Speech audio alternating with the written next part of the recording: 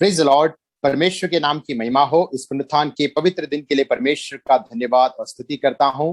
आए हुए आप सबों को जल्द से जल्द आने वाले प्रभु यीशु मसीह के मधुर नाम में वंदना देता हूं और विशेष रीति से इस स्वतंत्रता दिवस की हार्दिक शुभकामनाएं देता हूं। I wish you all a very happy independence day.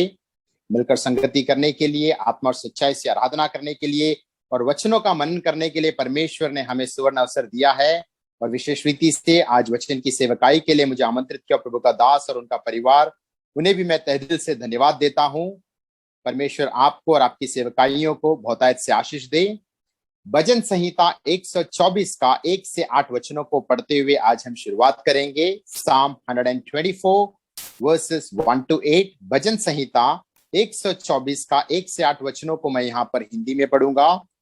इस्राएल यह कहे कि यदि हमारी और यहोवा ना होता, यदि यहोवा उस समय हमारी और ना होता जब मनुष्यों ने हम पर चढ़ाई की, तो वे हमको उसी समय जीवित निगल जाते जब उनका क्रोध हम पर भड़का था।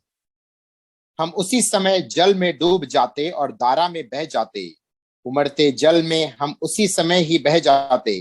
धन्य है यहोवा जिसने हमको उनके दांतों तले जाने ना दिया। हमारा जीव पक्षी के समान चिड़ीमार के जाल से छूट गया, जाल फट गया, हम बच निकले। यहोवा जो आकाश और पृथ्वी का करता है, हमारी सहायता उसी के नाम से होती है। इस अनोखे वचन के भाग में स्वर्ग का परमेश्वर मनुष्य को जो आजादी, स्वतंत्रता, लिबर्टी और फ्रीडम देता है, उन आत्मिक सच्चाइयों को हमें उजागर करके देता है। इन वचनों को अगर हम अपने संदर्भ में, हमारे जीवन की गवाही के संदर्भ में पढ़ेंगे तो हम यो कह सकते हैं, सब विश्वासी यह कहे कि यदि हमारी और यहोवा ना होता, यदि यहोवा उस समय हमारी और ना होता जब मनुष्यों ने हमारा विरोध किया। Men instigated by Satan came against us। शैतान, मनुष्य और विपरीत परिस्थितियां और संसार की मोह अभिलाषाओं की बातों ने जब हमें घेर लिया, हमारे विरोध में उठे, तो अगर परमेश्वर हमारी ओर ना होता तो हमारा परिणाम क्या होता था, हमें जरा परख कर देखना अनिवार्य है। ये सारी बातें जो हमारे शत्रु शैतान है और उसकी सेना है, संसार की मोह अभिलाषाओं की बातें हैं जो हमारे विरोध में आती है, वो शायद हमें निगल जाती थी। It's like spiritual death, the waves of spiritual death.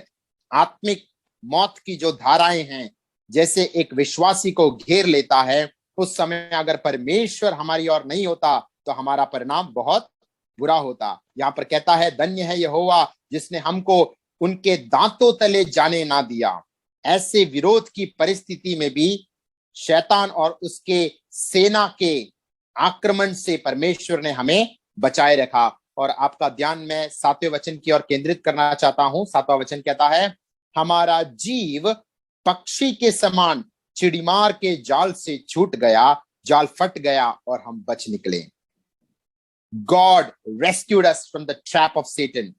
यहां पर जैसे पक्षियों को पकड़ने के लिए बहेलिया या चिड़ीमार का जाल बिछाया जाता है, उस जाल को तोड़ते हुए, जाल को काटते हुए जैसा परिंदा उड़कर जाता है, वैसे परमेश्वर ने हमें भी छुटकारा दिया है, हमें भी आजादी दिया है। हमारा जीव, हमारा सोल उस पक्षी के समान चिड़ीमार के जाल को तोड़कर बाहर निकला है और परमेश्वर की सहायता से हम उस आजादी और स्वतंत्रता के अनुभव में आए हैं। उसमें हमारी कोई होशियारी और सामर्थ नहीं है, हम किसी बात की महिमा नहीं कर सकते, क्योंकि अंतिम वचन कहता है, यहोवा जो आकाश और पृथ्वी का करता है, हमारी सहायता उसी के नाम से होती है। ये हमारी होशियारी और सामर्थ नहीं, हमारी बड़ाई नहीं, हमारी बुद्धिमता नहीं, बल्कि यीशु मसीह के नाम पर आश्रय करने के कारण परमेश्वर ने हमें उद्धार के अनुभव में लाया है।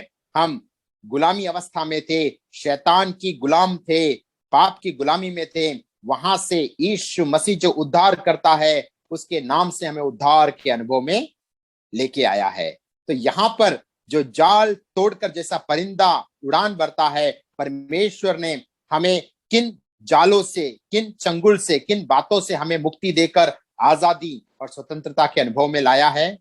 पहला यूहन्ना 3 अध्याय का 5 वचन कहता है, 1 John chapter 3 verse 5, Jesus Christ appeared to take away our sins.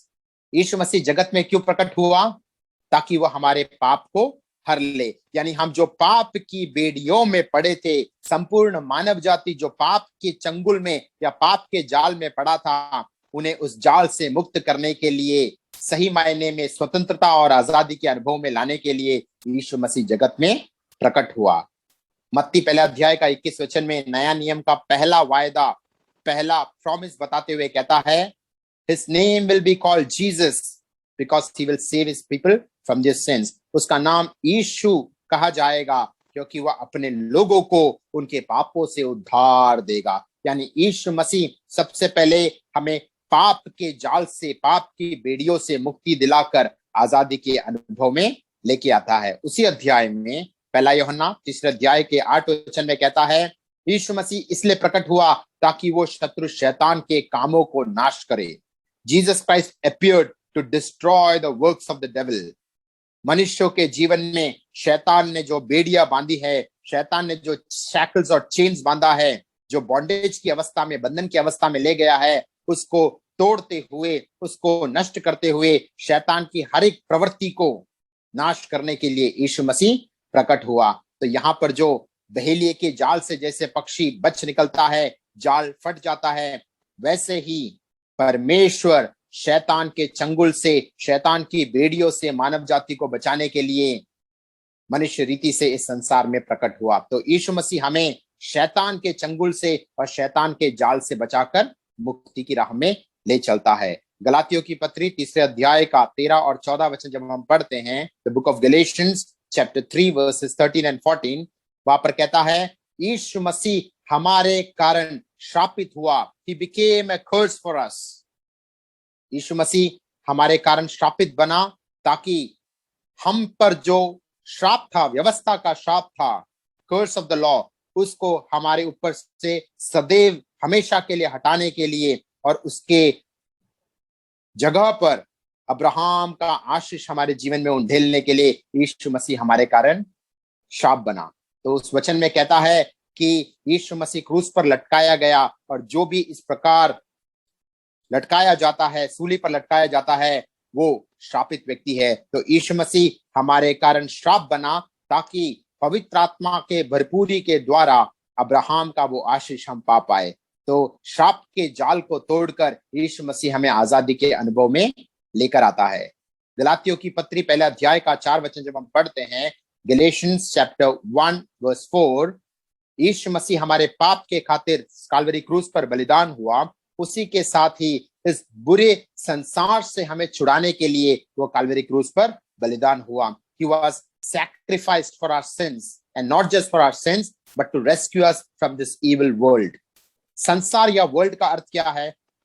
नया नियम में हम जब पढ़ते हैं संसार या वर्ल्ड को दो तरीके से हम पढ़ सकते हैं। एक, जो संसार में रहने वाले मनुष्य है, मानव जाति है, परमेश्वर उनसे नफरत नहीं करता। यूहन्ना 3:16 कहता है, परमेश्वर ने जगत से ऐसा प्रेम किया कि उसने अपना एक लौता पुत्र दे दिया ताकि जो कोई इस पर विश्वास करे नष्ट ना हो परंतु अनंत जीवन पाए। यानी संसार या जगत उस वचन में जो दिया है, मनुष्यों से परमेश्वर प्रेम करता है। लेकिन उसी समय संसार का एक दूसरा अर्थ या डेफिनेशन पहला यूहन्ना 2 अध्याय के 16 वचन में कहता है, lust of the flesh, lust of the eyes and pride of life, that's the definition of the world. पहला यूहन्ना 2:16 में कहता है, शरीर की अभिलाषा, आंखों की अभिलाषा और जीविका का घमंड संसार को प्रदर्शित करता है। तो संसार जो बुरी संसार की अभिलाषाओं की बात है, उन बेड़ियों से, उस जाल से मुक्ति दिलाकर परमेश्वर हमें आजादी के अनुभव में लेके आता है। इब्रानियों की पत्री 2 अध्याय का 14 और 15 वचन जब हम पढ़ते हैं, the book of Hebrews chapter 2 versus 14 and 15, वहां पर शत्रु शैतान का जो सबसे बड़ा हथियार था मृत्यु, उस मृत्यु के द्वारा ही काल्वरी क्रूस पर जब यीशु मसीह ने अपने प्राणों को न्योछावर किया, प्राणों की आहुति दी, हमारे खातिर अंतिम कतरा लहू तक बहाया, मृत्यु के द्वारा जो मृत्यु का शासक या मृत्यु का हथियार जो शैतान के हाथ में था, उसी हथियार के द्वारा शैतान को पराजित किया और अनेक कालों से जो मृत्यु के भय में जीने वाले लोग थे, दासत्व के अनुभव में जीने वाले लोग थे, उनको उस भय से, मृत्यु के भय और दासत्व के अनुभव से मुक्ति दिया। तो हम कह सकते हैं यीशु मसीह जो मृत्यु का भय है उससे छुटकारा देकर, उस जाल से, उस चंगुल से, उस बेड़ियों से हमें छुटकारा देकर आजादी के अनुभव में लेके आता है। तो यहाँ पर जैसे एक परिंदा जाल से छुटकर आजाद हो जाता है, प्रभु यीशु मसीह के द्वारा परमेश्वर हमें आजादी और स्वतंत्रता देना चाहता है। यह आजादी और स्वतंत्रता परमेश्वर किस प्रकार से हमें देता है? यूहन्ना रचित सुसमाचार 8 अध्याय का 31 से 36 वचनों को हम पढ़ेंगे। Gospel of John chapter 8 versus 31 to 36। तब यीशु ने उन यहूदियों से जिन्होंने उस पर विश्वास किया था कहा, यदि तुम मेरे वचन में बने रहोगे तो सचमुच मेरे चेले ठहरोगे। तो जिन यहूदियों ने यीशु मसीह पर विश्वास किया, यीशु मसीह ने कहा, अगर मेरे बताए हुए वचनों पर, पवित्र शास्त्र के वचनों पर अगर तुम बने रहोगे तो तुम मेरे सच्चे चेले, शिष्य, डिसाइपल्स ठहरोगे। अगला वचन कहता है, तुम सत्य को जानोगे और सत्य तुम्हें स्वतंत्र करेगा। परमेश्वर हमें स्वतंत्रता के अनुभव में कैसे लेके आता है? अपने सत्य के वचन के द्वारा। You shall know the truth and truth shall set you free. परमेश्वर के सत्य के वचनों को जब हम अपनाते हैं, अपने जीवन में कार्य करने का मौका देते हैं, वो सत्य का वचन हमें बेड़ियों से, शैकल से, चेन से और जो गुलामी की अवस्था से हमें आजादी के अनुभव में लेकर आता है। लेकिन आगे के वचनों में उन्होंने उत्तर दिया, हम तो अब्राहम के वंश से हैं और कभी किसी के दास नहीं हुए, फिर तू कैसे कहता है कि तुम स्वतंत्र हो जाओगे? यीशु ने उनको उत्तर दिया, मैं तुमसे सच सच कहता हूं कि जो कोई पाप करता है वह पाप का दास है। दास सदा घर में नहीं रहता, पुत्र सदा रहता है। इसलिए यदि पुत्र तुम्हें स्वतंत्र करेगा तो सचमुच तुम स्वतंत्र हो जाओगे। यानी यीशु मसीह कहता है, जो कोई पाप करता है, वो दृश्य पाप हो, अदृश्य पाप हो, प्राइवेट लाइफ में हो या पब्लिक लाइफ में हो, तो वो पाप का गुलाम है और उसे सिर्फ यीशु मसीह ही छुटकारा या उन बेड़ियों से आजाद कर सकता है। If son sets you free you will be free indeed. अगर पुत्र यीशु मसीह तुम्हें स्वतंत्र करता है तो सही मायने में तुम आजादी प्राप्त करोगे। काफी साल पहले भारतवर्ष अंग्रेजों की गुलामी से आजाद हुआ और जब आजादी के अनुभव में आया तो बहुत खुशहाली का अनुभव देशवासियों को हुआ। ऐसा ही जो अमेरिका भी जब गुलामी से मुक्त हुआ और वहां पर ऐलान किया गया कि अमेरिका भी जो अंग्रेजों की गुलामी से एकदम आजाद अवस्था में है, तो वहां पर जो एक क्षेत्र था, एक राज्य था टेक्सास बोल के, वहां पर जो स्लेव मार्केट है, जो गुलामों का जो पंक्ति वहां पे लगता था, गुलामी अभी भी अस्तित्व में था, वहां ये ऐलान या ये खबर नहीं पहुंचा कि अमेरिका पूर्ण रीति से आजाद हो गया है। तो अब्राहम लिंकन जो वहां के जो राष्ट्रपति थे, प्रेसिडेंट थे, उन्होंने एक इमेंसिपेशन प्रोक्लेमेशन किया, एक बड़ा ऐलान किया कि अमेरिका पूरा आजाद अवस्था में है, यहाँ पर कोई दास नहीं रहेगा, सब पूरे स्वतंत्र अवस्था में हैं। लेकिन ये आजादी का ऐलान के लगभग 2 साल तक उस राज्य के लोगों को ये खुशखबरी नहीं मिला था कि वो आजाद अवस्था में हैं। इससे भी बड़ा एक इमेंसिपेशन प्रोक्लेमेशन, आजादी का ऐलान 2000 से अधिक साल पहले काल्वरी क्रूस के बलिदान के द्वारा परमेश्वर ने किया। और आजादी के बाद जैसे 2 साल तक अमेरिका के उस राज्य के लोग उस आजादी के या स्वतंत्रता के खुशखबरी से वंचित थे, उन्होंने वो सुसमाचार नहीं सुना था, उसी प्रकार से आज भी संसार में बहुत सारे लोग हैं जो काल्वरी क्रूस के बलिदान के द्वारा परमेश्वर ने जो आजादी और स्वतंत्रता का ऐलान किया है उससे वंचित है, उससे अनजान अवस्था में है। आपका और मेरा जिम्मेवारी बनता है, जो सच्चाई हमने जाना है, उस आजादी और स्वतंत्रता का जो ऐलान परमेश्वर ने काल्वरी क्रूस के द्वारा किया और हमें उस स्वतंत्रता के अनुभव में लाया, हमें उत्तरदायित्व लेते हुए, जिम्मेवारी लेते हुए हमें उस समाचार को लोगों तक पहुंचाना है। पाप की भेड़ियों में, श्राप की भेड़ियों में, संसार की मोह अभिलाषाओं की बातों में जकड़े हुए लोगों को सत्य के वचनों के द्वारा आजाद करते हुए उनको परमेश्वर की ओर लेके आना है। पश्चाताप और विश्वास के द्वारा वे लोग परमेश्वर को उद्धारकर्ता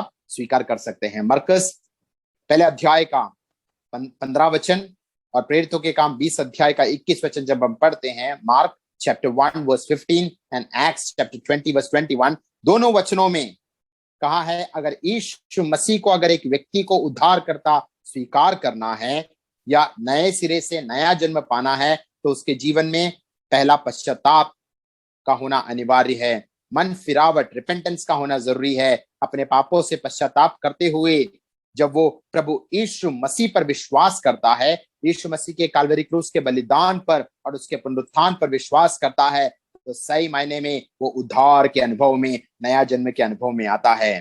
तो सत्य के वचन के द्वारा आजादी के अनुभव में आया हुआ व्यक्ति मन फिरावट और विश्वास के द्वारा नया जन्म पाकर अगला कदम उठाता है, जल में डूबकर बपतिस्मा। मत्ती 28 के 19 और 20 वचन में यीशु मसीह ने कहा, गो एंड मेक डिसाइपल्स, जाओ और मेरे चेलों को बनाओ।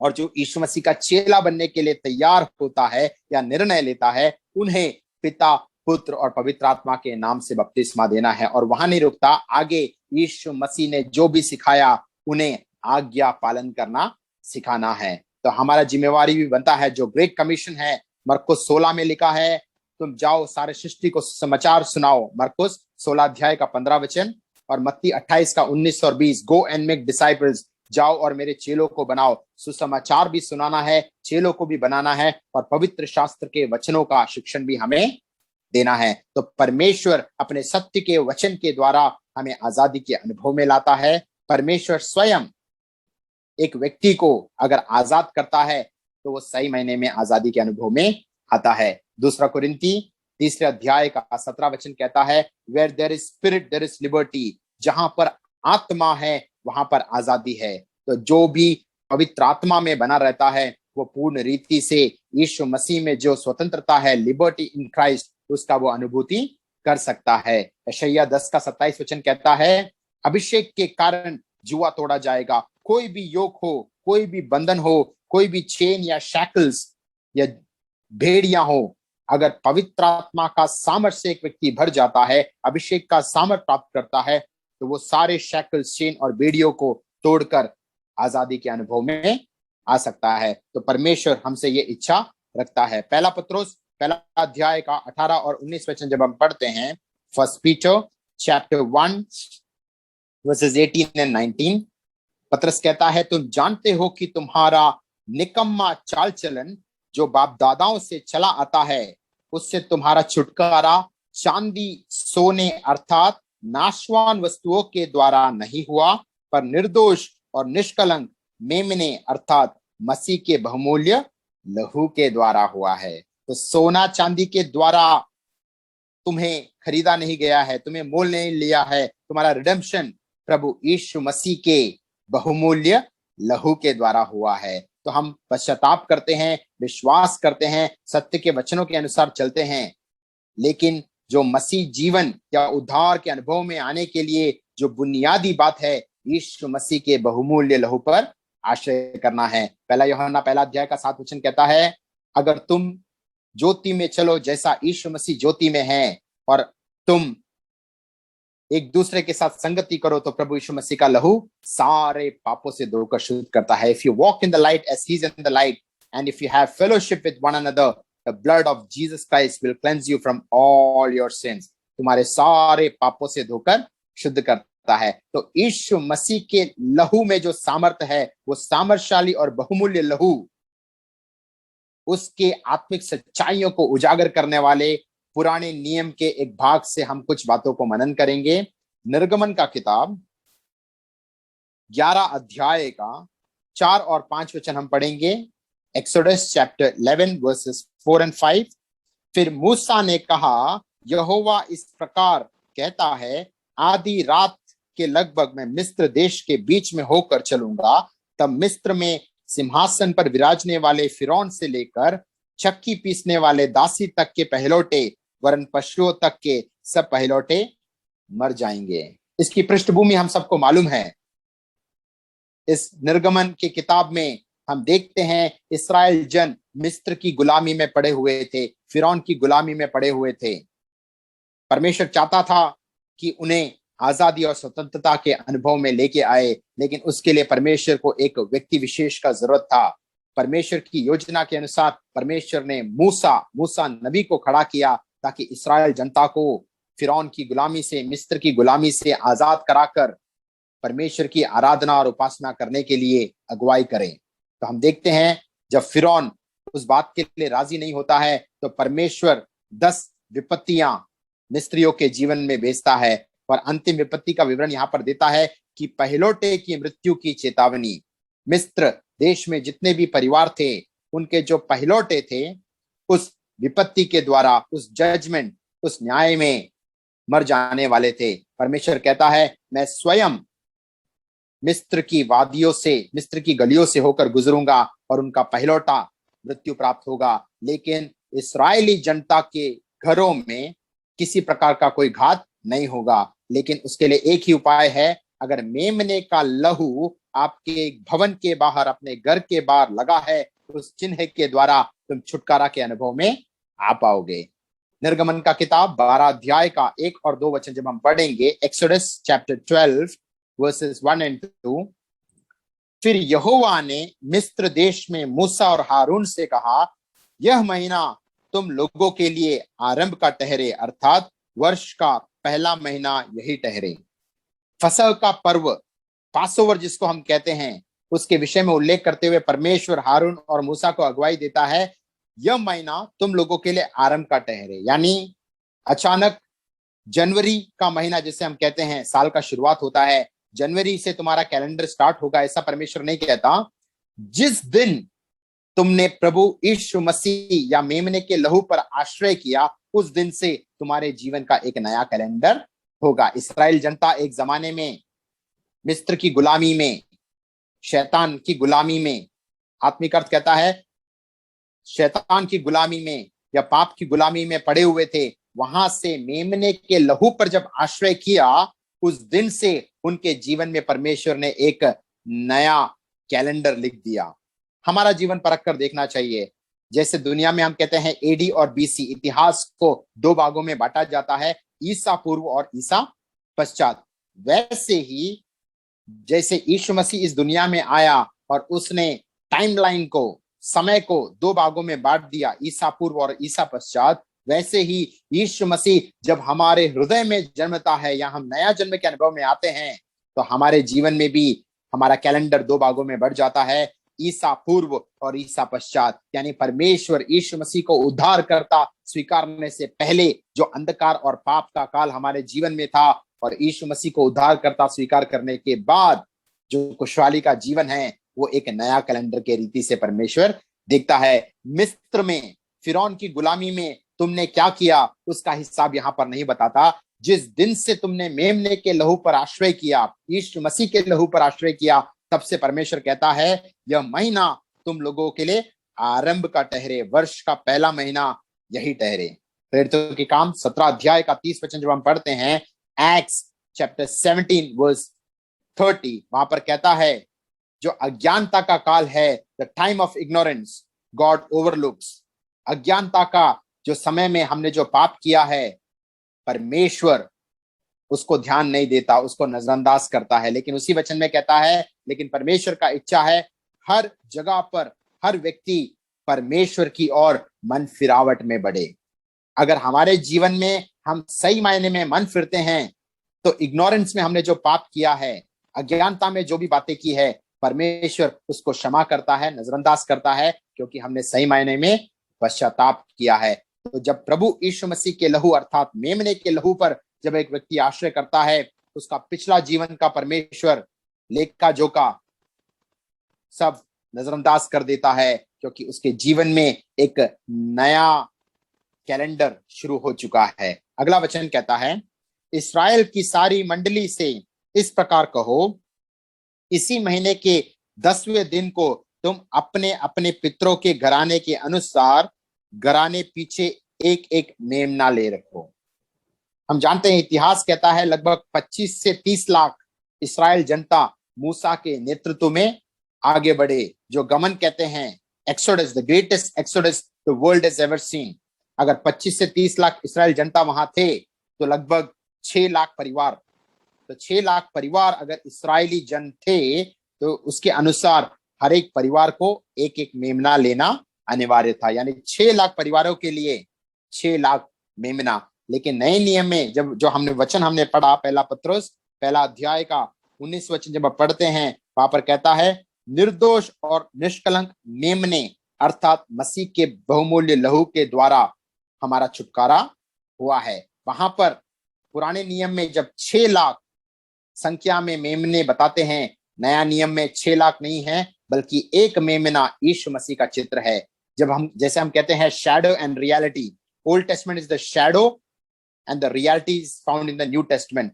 पुराना नियम एक परछाई है, उसका असलियत हमें नया नियम में दिखता है। यानी निर्गमन 12 अध्याय में फसह के पर्व का जब उल्लेख करता है, वहां पर लाखों की संख्या में जो मेमनों का वर्णन किया है, उसका आत्मिक अर्थ नए नियम में वो यीशु मसीह जो वध किया हुआ मेमना है, उसका चित्र है। यीशु मसीह को के विषय में क्या कहता है, उस मेमने के विषय में क्या कहता है? प्रकाशित वाक्य 13 अध्याय का 8 वचन कहता है, जो मेमना जगत के उत्पत्ति के समय से घात किया हुआ है। The sheep or the lamb was slain from the foundation of this world। तो यीशु मसीह को पहले ही परमेश्वर पिता ने चुन लिया कि ये बलिदान चढ़ाया जाएगा, इस संसार को उद्धार के अनुभव में लाने के लिए, पापियों को बचाने के लिए वध किया हुआ मेमना यीशु मसीह को निश्चित किया गया। तो यहां पर कहता है निर्गमन 12 अध्याय के 3 वचन में कि 10वें दिन उसको नियुक्त करना है। आगे का वचन कहता है, और यदि किसी के घराने में एक मेमने के खाने के लिए मनुष्य कम हो, तो वह अपने सबसे निकट रहने वाले पड़ोसी के साथ प्राणियों की गिनती के अनुसार एक मेमना ले रखे। तुम हरेक के खाने के अनुसार मेमने का हिसाब करना। उसको अकेले खाना नहीं है, उस पर्व में अकेले शामिल नहीं होना है, आस पड़ोस में रहने वाले पड़ोसियों को भी साथ में ले आना है। यही हमारा जिम्मेवारी है। जब हमने मेमने पर आश्रय किया, मेमने के लहू पर आश्रय किया, उद्धार के अनुभव में आए, परमेश्वर चाहता है हम ये सुसमाचार, ये खुशहाली का जीवन औरों के साथ भी बांटना है। ये गॉस्पल, ये सुसमाचार, ये शुभ संदेश दूसरों को भी बांटना है, अपने पड़ोसियों को भी ये सुसमाचार के द्वारा परमेश्वर के राज्य का वारिस हमें बनाना है। ये हमारा जिम्मेवारी है। इवेंजलिज्म एंड डिसाइपल मेकिंग, सुसमाचार सुनाना और प्रभु के चेले बनाना, ये हमारा ग्रेट कमीशन है, हमारा जिम्मेवारी है। हम सबको उन वचनों का पालन करना अनिवार्य है। अगला वचन कहता है, तुम्हारा मेमना निर्दोष और 1 वर्ष का नर हो, और उसे चाहे भेड़ों से लेना, चाहे बकरियों में से। यहां पर कहता है वो मेमना निर्दोष और 1 वर्ष का नर होना चाहिए। जब भी बलिदान चढ़ाने के लिए मेमने को लेके आते हैं, मेमना विदाउट ब्लेमिश, विदाउट स्पॉट, निर्दोष होना अनिवार्य है। नया नियम में हम जब देखते हैं, बपतिस्मा देने वाले यूहन्ना के पास जब यीशु मसीह चलकर आता है, वहां पर बपतिस्मा देने वाला यूहन्ना एक बात कहता है, Behold the Lamb of God which takes away the sin of the world। यूहन्ना पहला अध्याय का 29 वचन कहता है, देखो ये मेमना जो जगत के पापों को हर ले जाता है। पुराने नियम में लाखों की संख्या में जब मेमनों को बलिदान किया जाता था, नए नियम में काल्वरी क्रूस के एक बलिदान के द्वारा उद्धार करता यीशु मसीह ने उद्धार का द्वार खोल दिया। तो यीशु मसीह को वहां पर सर्टिफिकेट किसने दिया? बपतिस्मा देने वाला यूहन्ना ने। अगर हम पुराने नियम और नए नियम का अध्ययन करते हैं, तब जो यशायाह भविष्यवक्ता है, यीशु मसीह के पहले आगमन के लगभग 750 साल पहले उसने यीशु मसीह के विषय में भविष्यवाणी किया। यानी 750 साल दूर रहते हुए उसने यीशु मसीह की ओर इशारा किया। यिर्मयाह भविष्यवक्ता ने 600 साल पहले दूर रहते हुए यीशु मसीह की ओर इशारा किया। दाऊद राजा ने लगभग 1000 साल दूर रहते हुए यीशु मसीह की ओर इशारा किया। अब्राहम ने लगभग 2000 साल दूर रहते हुए यीशु मसीह पर इशारा किया। तो इन लोगों ने, इन भक्तों ने हजारों साल, 100 साल दूर रहते हुए यीशु मसीह की ओर इशारा किया कि ये वध होने वाला मेमना है, उद्धार करता यीशु मसीह है। लेकिन यूहन्ना जब अपनी सेवकाई शुरुआत करता है, यूहन्ना 1:29 में हमने पढ़ा, उसने यीशु मसीह को दूर रहते हुए नहीं, यीशु मसीह को छूकर प्रकट किया कि ये एक मेमना है जो जगत के पापों को हर लेगा। Behold the Lamb of God who will take away the sins of this world। बपतिस्मा देने वाला यूहन्ना एक याजक परिवार से आता था, एक प्रीस्टली फैमिली से आता था। वो टेंपल में या मंदिर में जाकर याजक की सेवकाई कर सकता था, लेकिन परमेश्वर ने उसको जंगल में भेजा ताकि वो पश्चाताप का और मन फिरावट का सिद्धांत और उपदेश लोगों को सिखा सके। तो एक याजक का बेटा होने के नाते यूहन्ना बपतिस्मा देने वाला यूहन्ना यीशु मसीह के विषय में एक प्रमाण पत्र या सर्टिफिकेट देता है, ये देखो परमेश्वर का मेमना जो संसार के पापों को हर ले जाएगा। तो वो एक याजक के रीति से यीशु मसीह को प्रमाण पत्र दे रहा था कि एक निर्दोष मेमना है। पहला पत्रस पहले अध्याय का 18 और 19 वचन में हमने देखा यीशु मसीह निर्दोष और निष्कलंक मेमना है। उसी आत्मिक सच्चाई को हम यहाँ पर देखते हैं और उसका 6वां वचन कहता है, और इस महीने के 14वें दिन तक उसे रख छोड़ना, और उस दिन गोधूली के समय इस्राएल की सारी मंडली के लोग उसे बलि करेंगे। 10वें दिन उसको अलग किया गया, लेकिन 14वें दिन यहां पर बताया जाता है। ऐसा क्यों? 10वें दिन नियुक्त किया गया और 14वें दिन बलिदान की बात कहा जाता है। अगर हम देखेंगे, इतिहास देखेंगे, तो आदम ने जब एदन वाटिका में पाप किया, उस समय से लेकर प्रभु यीशु मसीह के पहले आगमन तक लगभग 4000 साल बीत गए, और यीशु मसीह के पहले आगमन से लेकर आज तक लगभग 2000 साल से अधिक साल बीत गया। यानी अगर आदम से लेके प्रभु यीशु मसीह तक 4000 साल है, पहला पत्रोस 3 अध्याय का 8 वचन कहता है परमेश्वर के लिए एक दिन 1000 साल के समान है। यानी 10 तारीख को अगर मेमने को अलग किया, नियुक्त किया गया और 14वें दिन बलिदान के लिए तैयार किया गया, तो हम जान सकते हैं 4 दिन का समय है। यानी आदम से लेके यीशु मसीह तक जो 4 दिन का समय या 4000 साल का समय है, ठीक इस वचन के अनुसार बैठता है। आदम के पाप करने के कारण, वो परमेश्वर की महिमा से वंचित होने के कारण एदन वाटिका से निकाला गया, लेकिन रेस्टोरेशन के लिए, रिडेम्पशन के लिए, मानव जाति के उद्धार के लिए 4 दिन के बाद यानी 4000 साल के बाद यीशु मसीह उद्धार करता रीति से इस संसार में आया और काल्वरी क्रूस पर बलिदान हुआ। लेकिन यहाँ पर एक अनोखा बात हम देखते हैं, वहां पर कहता है और इस महीने के 14वें दिन तक उसे रख छोड़ना। क्या यहाँ पर कोई व्याकरण या ग्रामेटिकल मिस्टेक है?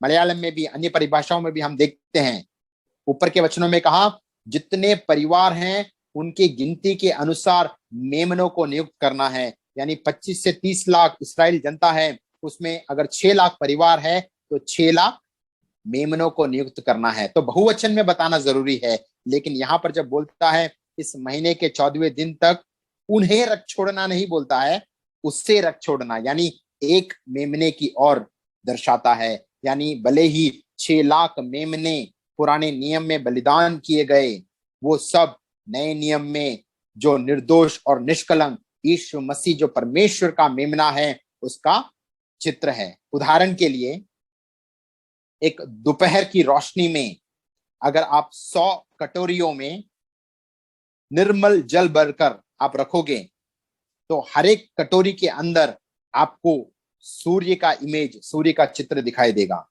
क्या इसका मतलब यह है कि 100 सूर्य हैं? ऐसा नहीं। आसमान में एक ही सूर्य है, लेकिन 100 कटोरियों में जो पानी भरा है, हर एक कटोरी में एक एक सूर्य दिखाई देता है। तो भले ही 100 कटोरियां हैं, 100 कटोरियों के अंदर सूर्य का इमेज या चित्र, परछाई दिखाई देता है, लेकिन असलियत में सूर्य एक ही है। वैसे ही 6 लाख की संख्या में अगर मेमने बलिदान किए गए, उन सबका एक सच्चाई, उनका रियलिटी ये है, वो एक ही मेमना जो निर्दोष और निष्कलंक यीशु मसीह जो काल्वरी क्रूस पर बलिदान हुआ, उसे हमें दर्शाता है। और आगे कहता है तब वे उसके लहू में से कुछ लेकर जिन घरों में मेमने को खाएंगे, उनके द्वार के दोनों अलंगों और चौखट के सिरे पर लगाए। चौखट के नीचे लगाने को नहीं बोलता है, क्योंकि मेमने के लहू को पैर से रौंदने का किसी को अधिकार नहीं है। उसे द्वार के दोनों अलंगों पर और चौखट के सिरे पर लगाना है। और जिन जिन घरों के द्वार के दोनों अलंगों और चौखट के सिरों पर मेमने का लहू लगाया गया, वहां पर परमेश्वर का जो जजमेंट उतरा नहीं। मिस्र के अन्य परिवारों में जब पहिलोटों का मृत्यु हो रहा था, मलयालम में कहता है संहार दूदन, जो दंड देने वाला, जजमेंट देने वाला जो स्वर्गदूत उनके मिस्र की वादियों में या जो मिस्र के स्ट्रीट से होकर गुजरा, वहां पर जो मिस्री लोगों के पहलोटे मारे गए, मृत्यु को प्राप्त हो गए, उस समय जब मेमने का लहू जिन जिन घरों के बाहर चिन्ह के रीति से लगाया गया था, वो सब उद्धार के अनुभव में आए, उनमें से कोई मौत नहीं हुआ।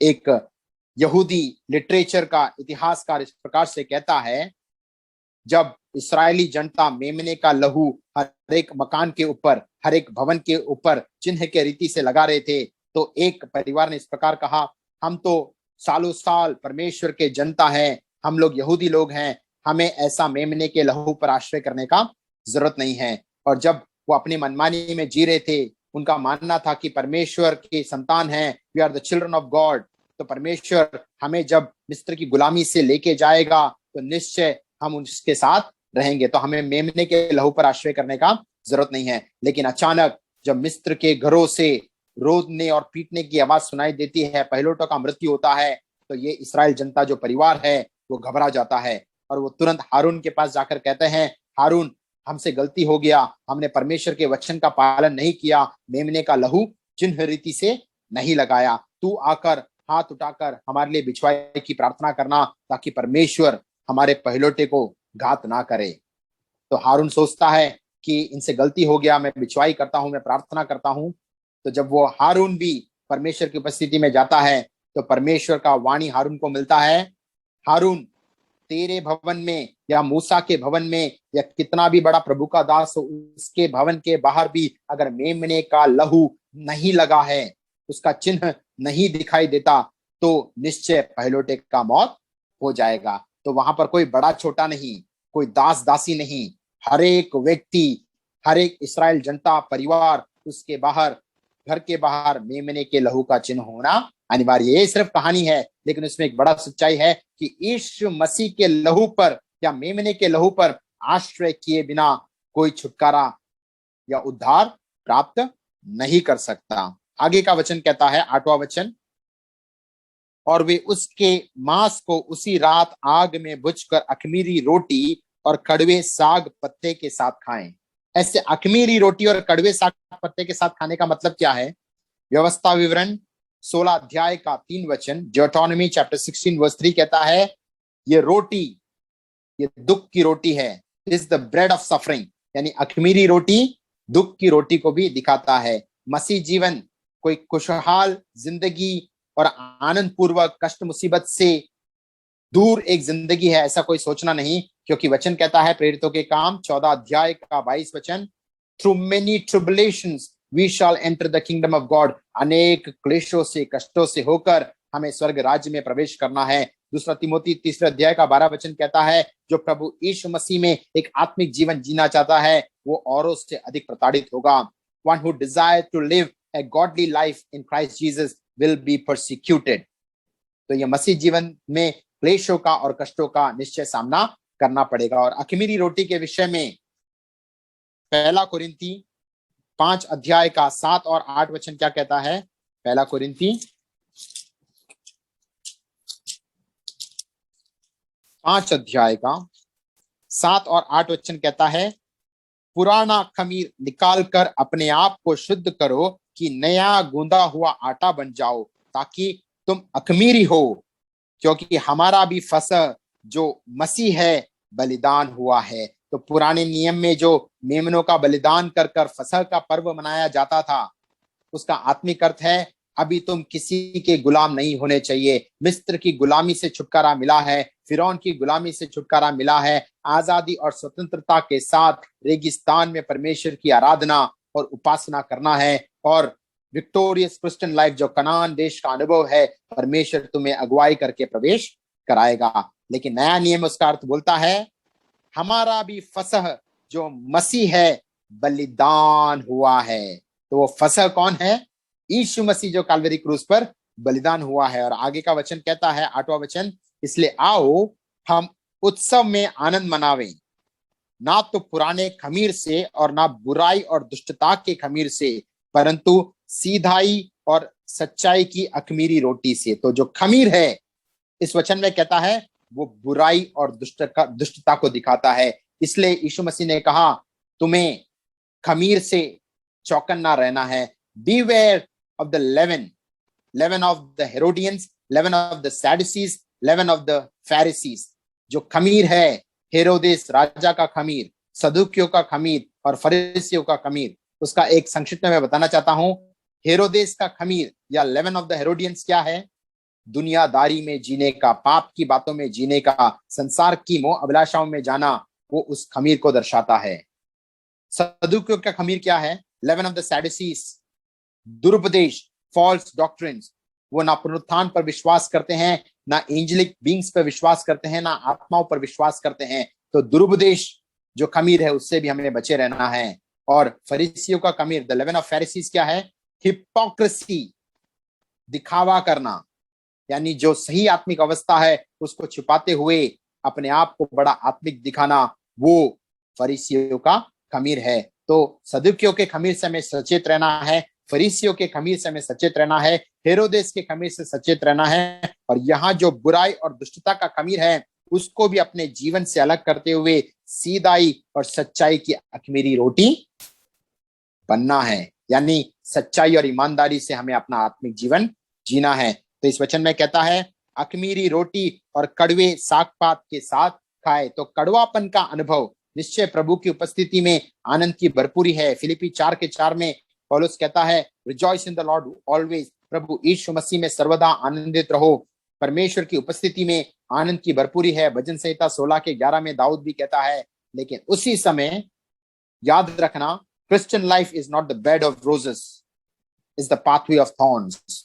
कांटों की राहों से हमको होकर गुजरना है। कष्ट, मुसीबत और क्लेशों का, निंदा का सामना करना पड़ेगा, लेकिन परमेश्वर के अनुग्रह के द्वारा, आत्मा के सामर्थ्य के द्वारा, वचन के मार्गदर्शन के द्वारा हमें उस पर जयवंत अवस्था में आगे बढ़ना है। और आगे का वचन क्या कहता है?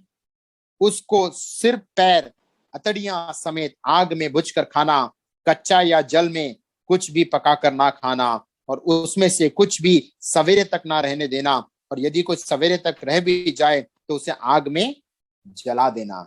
यानी वो परिवार जन संगति करते हुए परमेश्वर की आज्ञा के अनुसार अखमीरी रोटी और कड़वे सागपात के साथ जब वो खा रहे थे, वो अपना गवाही दे रहे थे कि हम मिस्र की गुलामी में, कष्ट मुसीबत में थे, लेकिन परमेश्वर यीशु मसीह या मेमने के लहू पर आश्रय करने के कारण हमारा छुटकारा बहुत ही निकट है। और जब वो संगति करते हुए बीच में मेमने को ऐसा बुझकर खा रहे थे, एक रीति से मेमना भी गवाही देता है, मैं भी जलकर राख हो गया। पिता परमेश्वर के क्रोध के आग में, कालवरी क्रूस में यीशु मसीह त्यागा गया। यीशु मसीह से पिता परमेश्वर ने मुंह फेर लिया और हमारे पापों के खातिर वो बलिदान हुआ। तो यीशु मसीह जो राह पर चला है, जलकर राख होने का या अपने आप को त्याग देने का, उसी मनोभाव से फिलिपियों के पत्री 2 अध्याय का 5 वचन कहता है, have the same attitude which was in Christ Jesus. यीशु मसीह का जो मनोभाव था वही मनोभाव हमारा भी होना चाहिए। और उसका 11 वचन कहता है, और उसके खाने की यह विधि है, कमर बांधे, पांव में जूती पहने और हाथ में लाठी लिए हुए उसे फुर्ती से खाना, वह तो यहोवा का पर्व होगा। ऐरे गहरे रीति से कोई इसमें शामिल नहीं हो सकता, इसमें संगति नहीं कर सकता।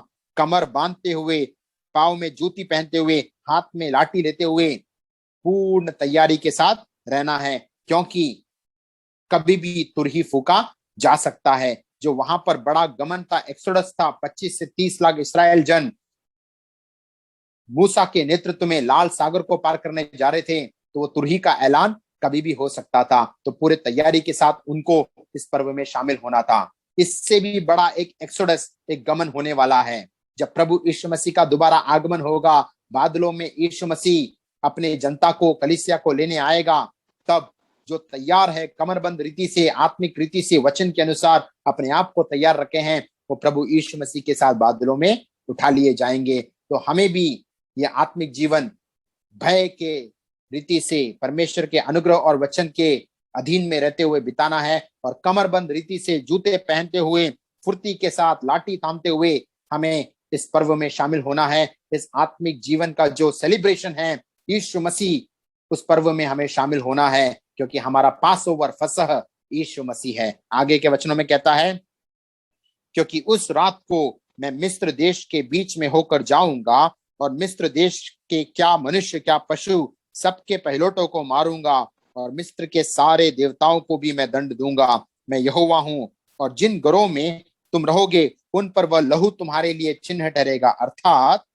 मैं उस लहू को देखकर तुमको छोड़ जाऊंगा, और जब मैं मिस्र देश के लोगों को मारूंगा तब वह विपत्ति तुम पर ना पड़ेगी और तुम नष्ट ना होंगे। यानी वहां पर दो कैटेगरीज के लोगों को हम देख सकते हैं, दो समूह के लोगों को देख सकते हैं। मिस्र में जो जनता थी वो दो समूहों में बांट दिए गए। एक समूह जो लहू के बाहर है, दूसरा समूह जो लहू के अंदर है।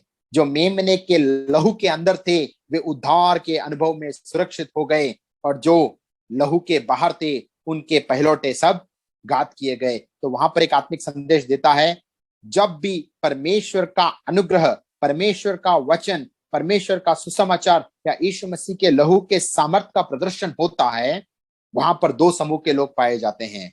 कुछ लोग जो इस समाचार को सुनकर यीशु मसीह के लहू पर आश्रय करते हुए उद्धार के अनुभव में आते हैं, नया जन्म के अनुभव में आते हैं, पश्चाताप करते हुए, विश्वास करते हुए प्रभु को अपना जीवन समर्पित करते हैं। उसके विपरीत इस सुसमाचार को त्यागते हुए प्रभु यीशु मसीह के लहू के सामर्थशाली और बहुमूल्य इस सामर्थ को इनकार करते हुए वो लोग दंड के अनुभव में जाते हैं। मुझे सुनने वालों में अगर किसी ने उद्धार नहीं पाया है तो आज ये शुभ संदेश परमेश्वर आपको देता है।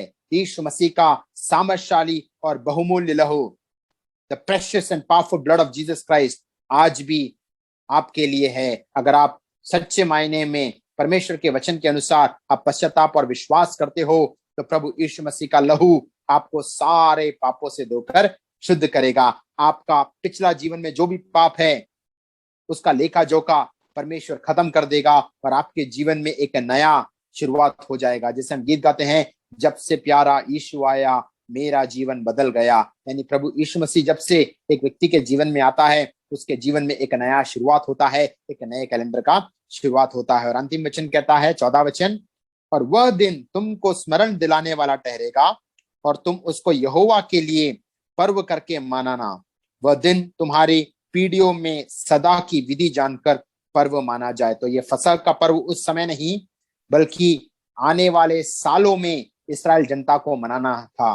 ये फसह के पर्व के दिन जब परिवार का स्वामी मेज पर बैठता है तो उसके पुत्र को पूछना होता है, ये फसह का पर्व का अर्थ क्या है, हम क्यों मनाते हैं, इसका आत्मिक अर्थ क्या है।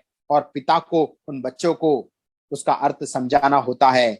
हमेशा स्मरण रखना, एक जमाने में मिस्र की गुलामी में, फिरौन की गुलामी में थे, लेकिन मेमने के लहू के द्वारा आजादी और स्वतंत्रता हमने पाया है। इस बात को नए नियम के विश्वासियों को भी जानना है।